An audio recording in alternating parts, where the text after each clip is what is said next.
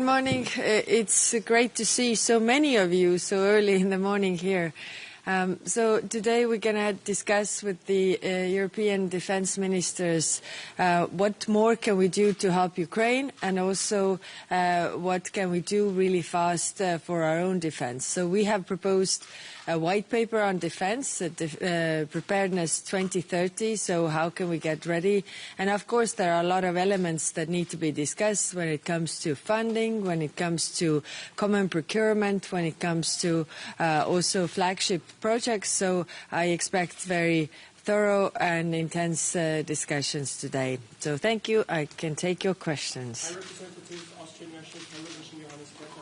Only about 10 defense ministers will be here today. What do you think this signal is towards the world if only 10 of 27 show up today? I don't know the numbers. Yesterday there were a lot of ministers. I actually didn't count them. So hopefully today there are as many. Of course, we have many formats. I'm also going to NATO, where we have the foreign ministers, NATO foreign ministers meeting. So there's a lot going on, and I think it's extremely important that we only don't meet, but we also do those things that we agree. Reuters, I wanted to ask, will the trade war with the U.S. affect transatlantic defense cooperation? Well, there are no winners in trade wars, and it's clear that all these tariffs will raise prices for the consumers, and in the end, we get to pay for everything. So, of course, the defense cooperation that we have with the Americans is also very important. And when we have the white paper, then we are also thinking about what more can we do for our own defense industry, because we are buying a lot from the Americans right now, but we need to diversify our portfolio so that we would have capabilities to produce here the ammunition and things we need here, and also to be able to buy from other allies, so that we have a diversified portfolio in this regard. The paper says that 3 first years will be crucial. When we can say that white paper, the strategy of the army, is working or not? So what is the deadline, and when can we assess the real needs? It is, like you say, the question is about implementation. It's not the paper, but actually the projects that we are going to implement. So what is good is that there's a lot of willingness to move fast, and also the European Defence Agency has a role here to do the help with the common procurement. 2030 is a deadline that we have put, but I think it's too far. I think we need to move faster, and my feeling is that it's also the common understanding from the defense ministers that we need to move faster. Do you think there is enough solidarity between ministers? Yes, there is. If we have been talking about this, of course, the question is not only words but also deeds that we need to see. Europe is, we are strong when we are together, and there are different countries that have different worries, and we have been always solidar with those who have worries, even if those countries in the other side of the Europe don't have those. So we have always been in it's for each other, and I hope it's also so in the future. So.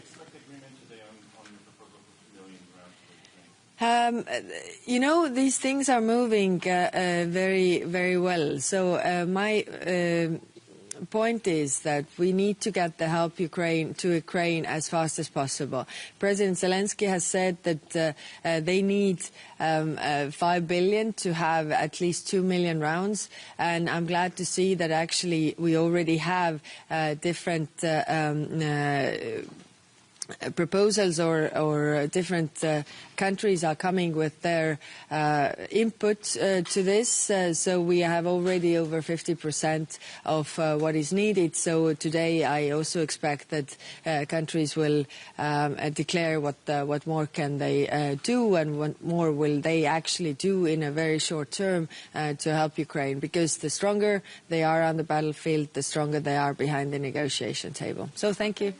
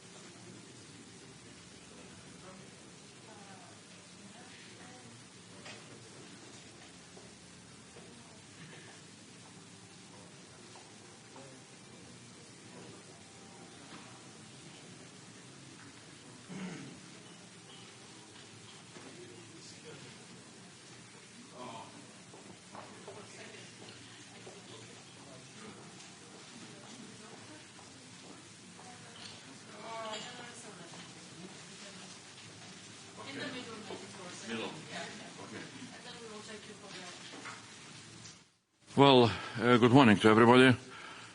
As a European Union Commissioner on Defence and Space, I'm very happy to participate in this very special Defence Council meeting, devoted to two most important topics: how to support Ukraine and how to implement white paper, which we just recently approved. On both of those topics, Poland is playing a very important role and is being a very good example to all other member states to follow, both with its own defense spending, with its very clear investments into strengthening defense capabilities, not only of Poland, but also taking care about the whole region. And that is why an initiative very much promoted by Polish government, also together with neighboring countries, Baltic countries, which is called Eastern Border Defense Shield, is very important for the whole European Union, and also support Ukraine, where Poland is showing very clear leadership, is the top priority both in the white paper and in our daily activities. So I hope that this council meeting will be very successful. Commissioner, one question.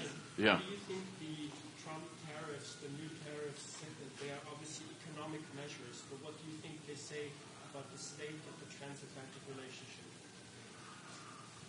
Well, we shall see, Definitely that is what the European Union was not wishing to happen. We did everything to avoid that development. Now we shall see what are the consequences, both from economical point of view and political point of view. We are keeping our strong belief that transatlantic relation is of strategic importance. You mentioned yesterday solidarity was needed. Solidarity between the EU member states was needed. Do you think there is a lack of it? No, there is simply we need to understand that defense is some kind of symbol and implementation of solidarity value, which is a most important value in the European Union. And solidarity in defense means implementation of collective defense principles, where each member state needs to feel the responsibility not only for its own defense, but also for collective defense. So if somebody is not investing enough into its own defense, they need to understand that also they are weakening other countries. Thanks. Yeah.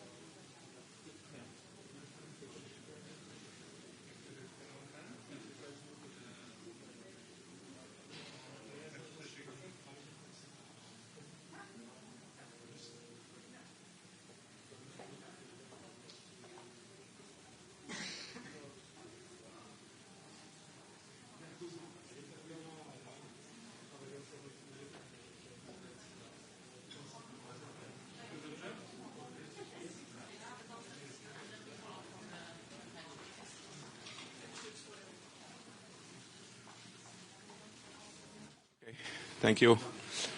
Welcome to be in Poland. I'm Belgian minister. I'm a new minister of Belgian defense. I think it is important that Europe needs to be more like Poland. Strong economy, strong defense, and I think that's a future for Europe as well. So that's why I'm here.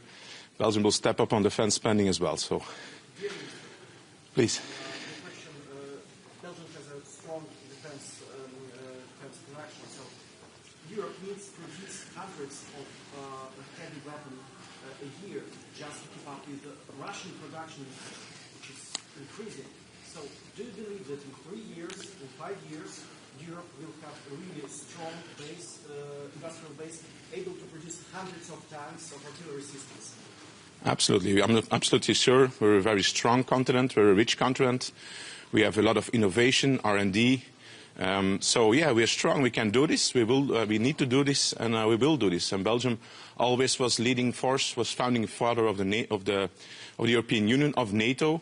And we're working together with Netherlands, with Benelux, and all European partners. So I will absolutely also invest in Belgian industry, defense industry, and step up the pace when we talk about capabilities and creation of new capacities.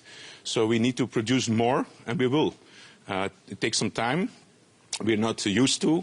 We don't have that tradition, but we will do it. We need to do this.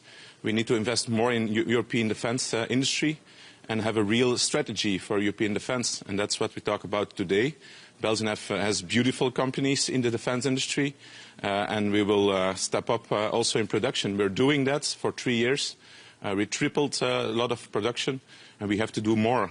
So that is what we're gonna do with the government, but also with private companies, because we need the private industries, the private capital, the banks, everything needs to come together, and then we can be very strong in producing more to stand strong against Russia and other enemies.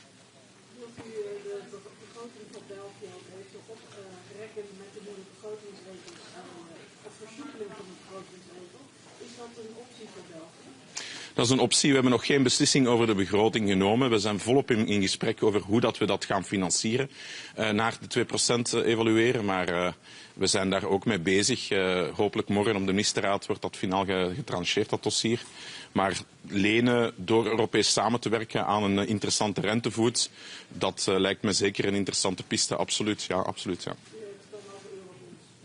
Nee, daarom geen eurobonds. Dus die Europese lening die mogelijk zal worden. Dus dat is iets dat zeker ook bekeken wordt bij ons. We zullen een mix moeten maken van maatregelen, structurele verhoging, eenmalige one-shots maatregelen. En daarnaast een stuk lenen, een stuk dividenden en activa verkopen. Dus we zijn aan het bekijken. We hebben nog geen definitief compromis gevonden in de regering. Maar we zijn er dichtbij. Alle elementen liggen op tafel. En wat zeker is dat we naar die 2% gaan. Zo snel als het kan.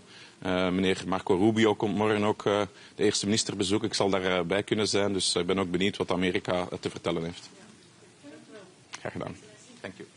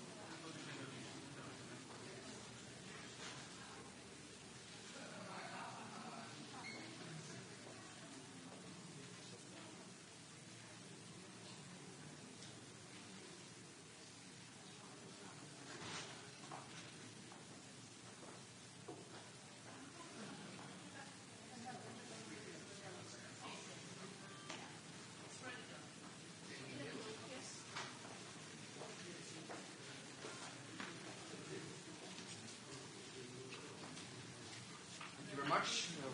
To be here, wonderful to be in Warsaw. We're very grateful for our host today from Poland and the Polish presidency. Just a few things on today's meetings. Our first session, of course, is going to be very much supporting, but focusing on stepping on support to Ukraine. We announced earlier this week our biggest support package so far, meaning that we in 2025 have also supported the Ukrainians now with decisions up to about 3 billion euros, and then all in all, our support amounts to about 8 billion euros. We encourage more countries to do more. We really want to make sure that the Ukrainians can negotiate from a position of strength. In addition, we're also looking forward to having deliberations and discussions about the EU White Book as well. We think there are many good initiatives into this, but it also comes down now to national decisions to increase all our defense investment. And we also did an announcement last week that we are also stepping up, and we're going to be heading up to about 3.5% by 2030 as well. So this is absolutely crucial that Europe now take a larger responsibility for its own security. Do you have any questions? No. Yeah. Okay.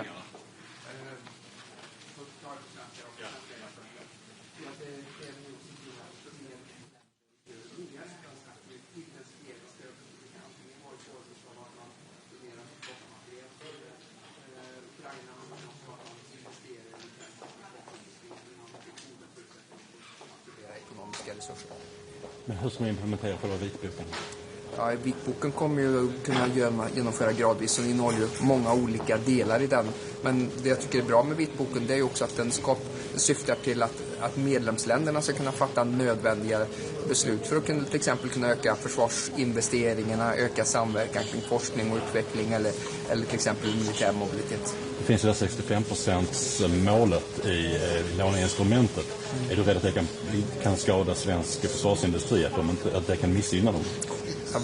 Vår uppfattning är ju att vi behöver ha ett öppet förhållningssätt till omvärlden, för nu, även på försvarshandel, för nu handlar det om att bygga upp förmåga, och det handlar om att bygga upp förmåga snabbt, och då måste man också kunna upphandla försvarsmateriel utanför EU. Det har ju varit vår linje under en längre tid.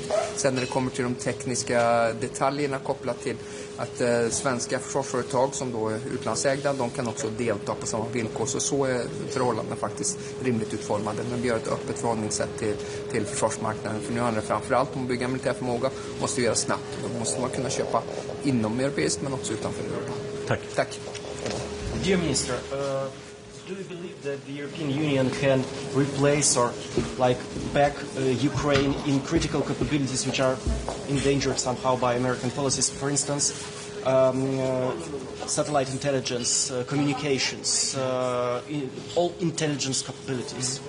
Well, we think it's crucial that the European allies are stepping up and doing more in regards to support for Ukraine, and that could, of course, be investing straight into the Ukrainian defense industry using the Danish model. It could be donations, or it could be stepping up also collaboration on things that the Ukrainian finds important, and, of course, situational awareness and intelligence might be one of them.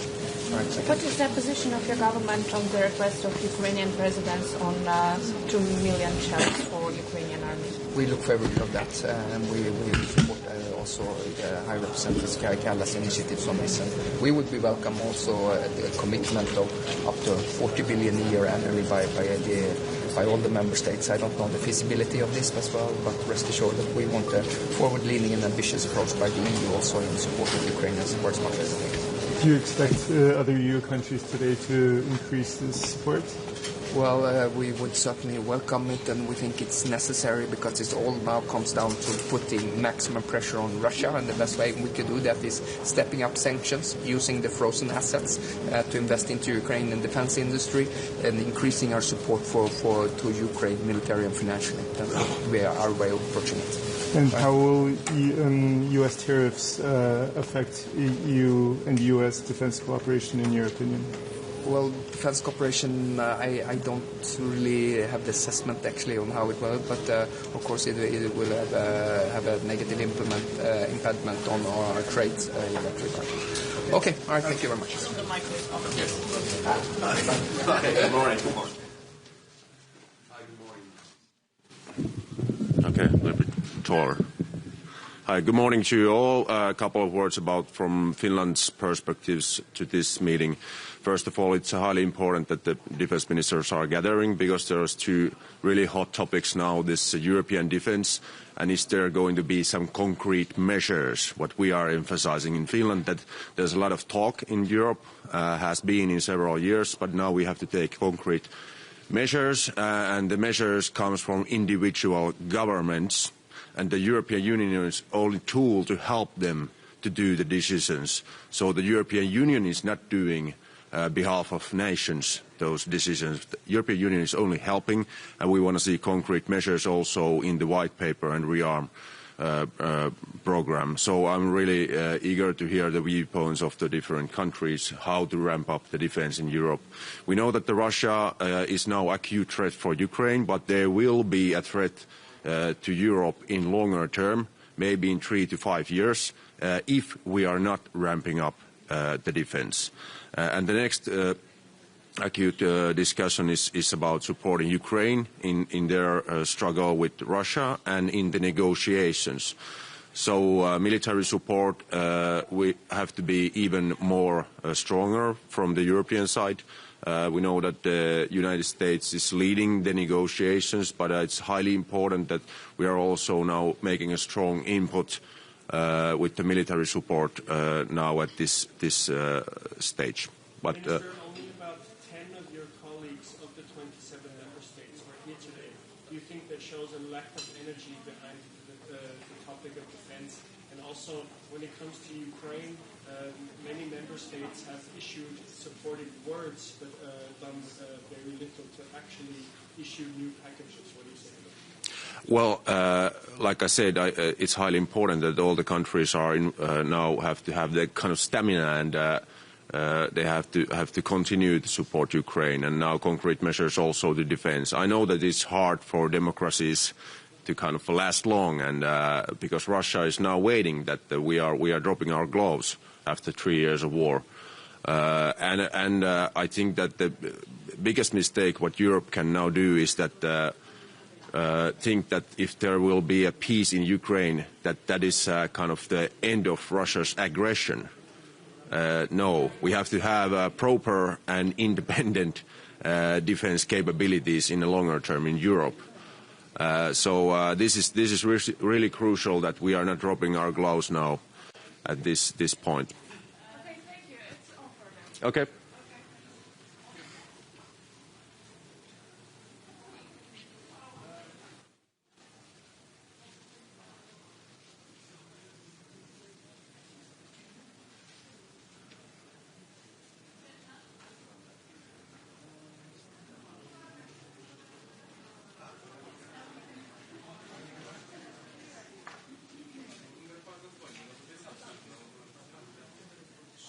Morgen darf heute die Frau Bundesminister Danner vertreten, die leider erkrankt ist. Im Zentrum der Diskussionen wird die Frage nach dem künftigen EU-Weißbuch zur Verteidigung stehen. Gerade wenn man die geopolitischen Entwicklungen betrachtet, ist dieses Weißbuch auch für Österreich ein wesentlicher Schritt, um die Verteidigungsbereitschaft Europas hier zu stärken und entsprechend aufzubauen. Wir begrüßen daher die vorgeschlagenen Maßnahmen im EU-Weißbuch und freuen uns schon auf interessante Diskussionen am heutigen Tag.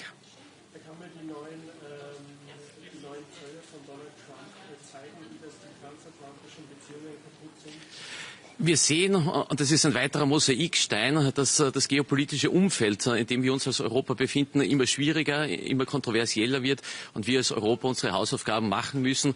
Dazu zählt auch die Verteidigungsbereitschaft Europas entsprechend zu erhöhen und autonomer in Fragen der Sicherheits- und Verteidigungspolitik agieren zu können.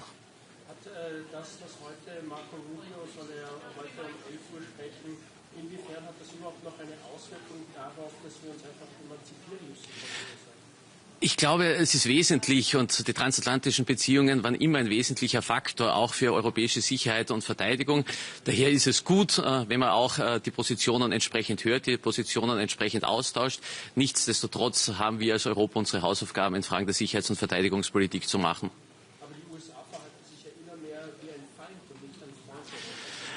Ich glaube, wir sollten uns weniger auf andere Akteure konzentrieren, sondern vielmehr auf Europa selbst, welche Herausforderungen wir haben und wie wir diesen am besten begegnen können. Wir werden im Detail die weiteren Maßnahmen der Umsetzung des EU-Weißbuches beschließen. Ein Weißbuch dient ja dazu, nicht nur politische Vorgaben zu geben, sondern auch den rechtlichen Rahmen abzustecken. Wir erwarten ein Omnibus-Paket zu Fragen der Sicherheits- und Verteidigungspolitik für Juni. Das werden wir heute besprechen. Vielen Dank.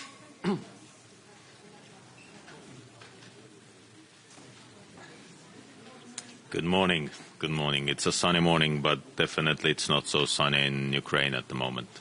So we have two main topics today, as you know. First, we will definitely discuss everything what is happening in Ukraine.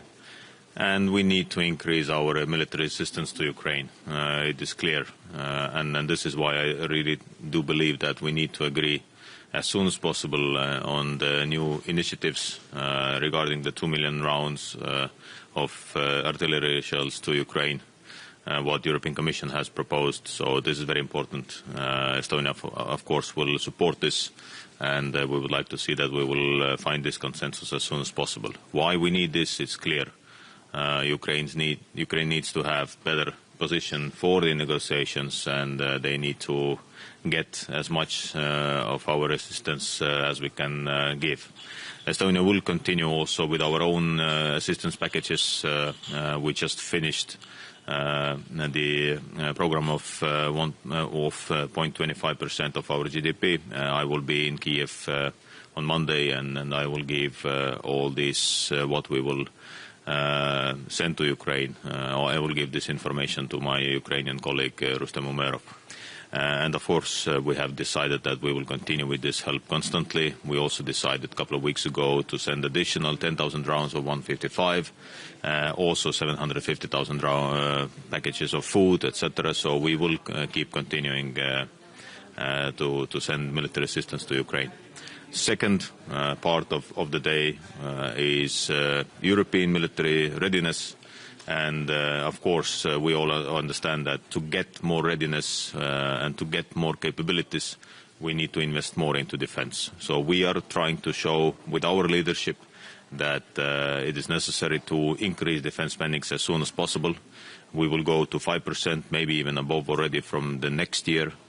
And we will be on the 5% or even higher level for the at least 4 years, but probably it will be the new level, and we will be discussing also that in the Parliament to be for the next decades on the 5% level. So this is what we do, and we will acquire a lot of new capabilities. We will acquire a lot of new equipment. So this is important to understand that when we want to have more readiness, then it's not time just to talk about it. It's time to make decisions, and also we have NATO capability targets, and everybody knows what to do in order to get more readiness. So these will be the main topics for today, and when you have any questions, I'm happy to answer. Pardon? I really do want to see that we will have more countries deciding to go to the new levels. So I just heard that a couple of days ago Finland said that they will go to 3%. We've seen that Germany has done a new package, Denmark has done, but we all need to do. And the targets are clear. We have new capability targets. We just need to make decisions in the capitals. Just one last question. No. Okay, then thank you very much. I have my Dutch colleague introducing himself already. Still celebrating your birthday?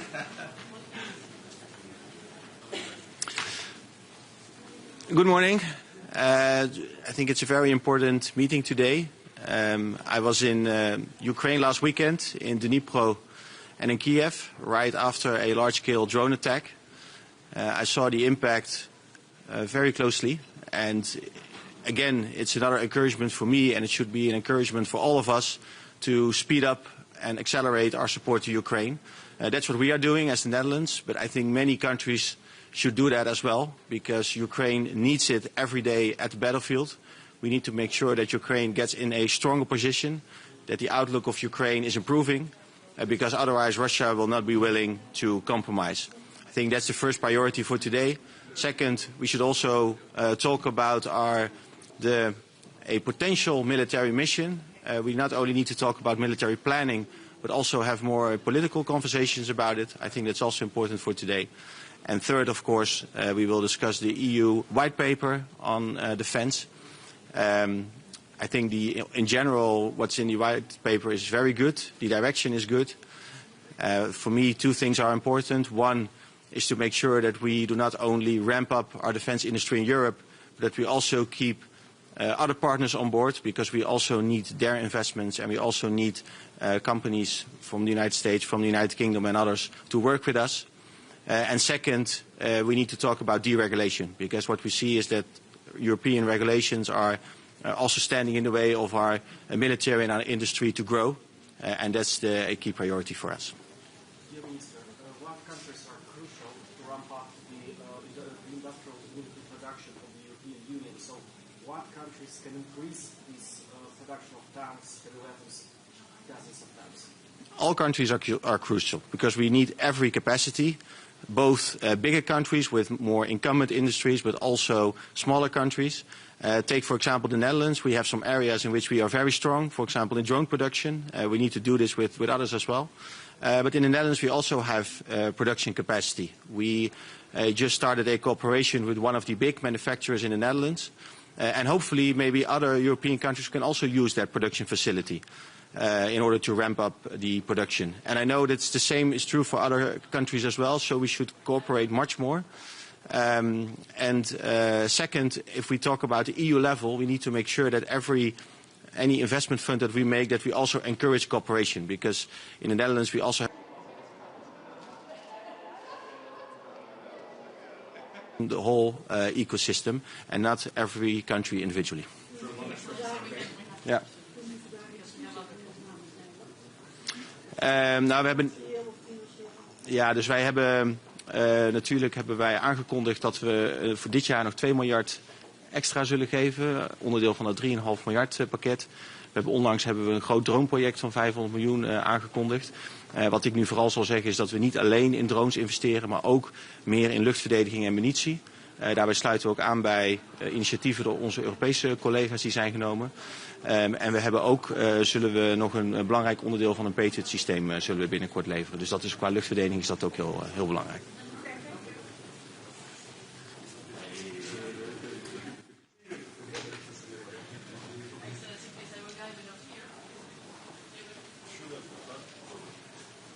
Good morning, everyone. It is an important meeting today in Warsaw. And of course, the major focus is Ukraine, support for Ukraine, and also what we Europeans can do with our own defense and military industry. On Ukraine, we must continue supporting constantly Ukraine. Peace through strength, just peace.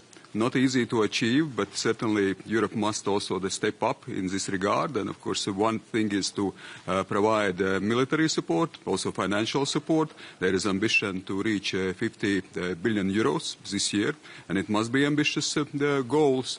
Latvia itself supports Ukraine with 0.25% from our GDP, and we encourage every nation also to contribute some percentage, which clearly identifies what is a scope of the support. Then, of course, we must also cooperate closely with the Ukrainian military industry.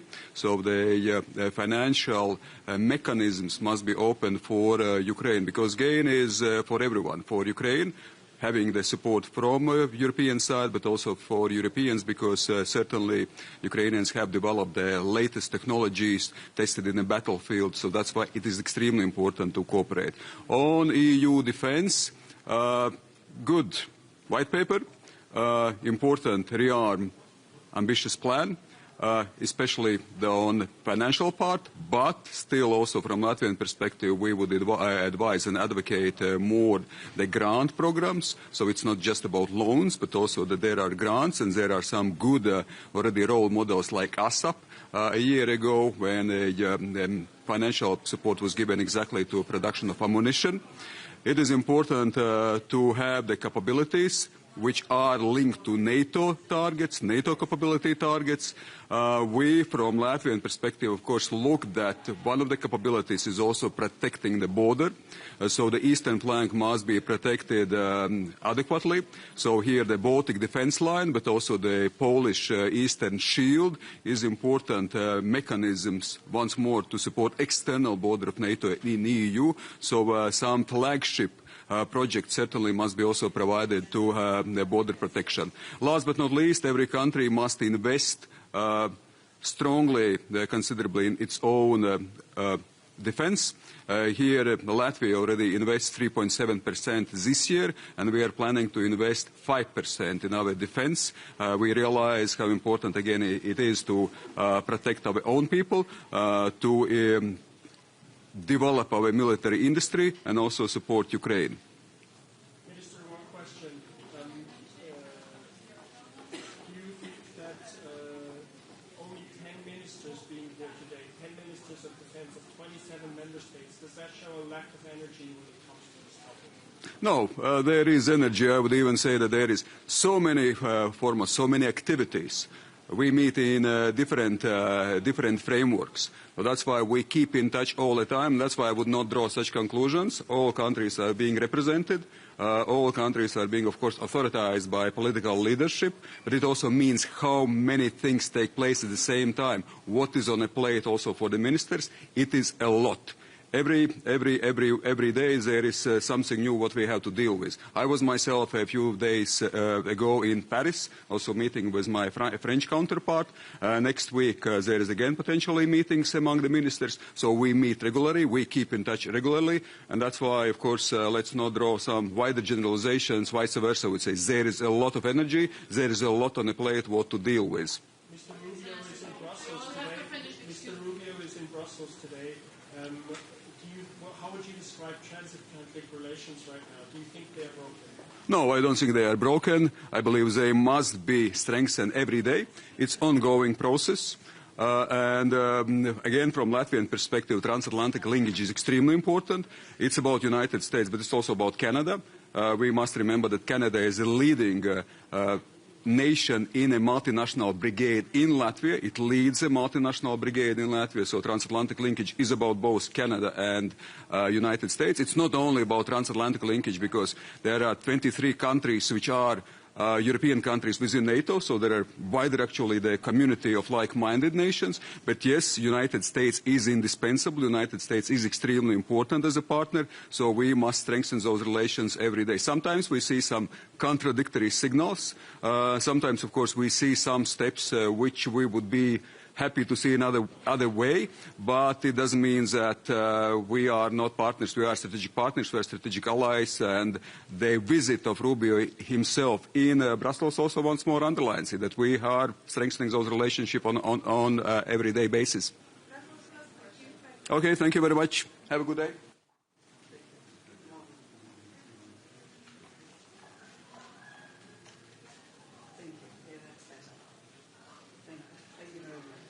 Good morning, ladies and gentlemen. My name is Marie-Agnes Strack-Zimmermann. I'm the chair of the Security and Defense Committee, so I represent the European Parliament, my colleagues, and for the first time we have a full-fledged committee, like we have first time a defense commissioner, so you could realize that something happens in Europe and that we find really a close way together to look forward what we can do, and also very important for the Parliament.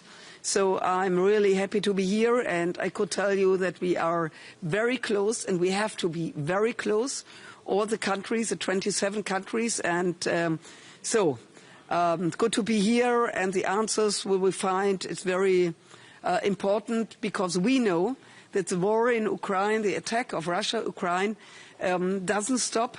No way, nothing stops. And it's a terrible situation. I was very often in the Ukraine, and I could tell you we have no time, really no time to waste. So it's good to be here, and let's work, and not only talking, doing something. Johannes Berterer vom Österreichischen Rundfunk. Was sagen Sie denn, die neuen Zölle von Donald Trump sind natürlich ökonomisch, aber wie würden Sie denn aktuell die transatlantischen Beziehungen beschreiben und sind die nicht schon kaputt, weil sich die USA einfach immer mehr als Feind auf etwas verhandeln?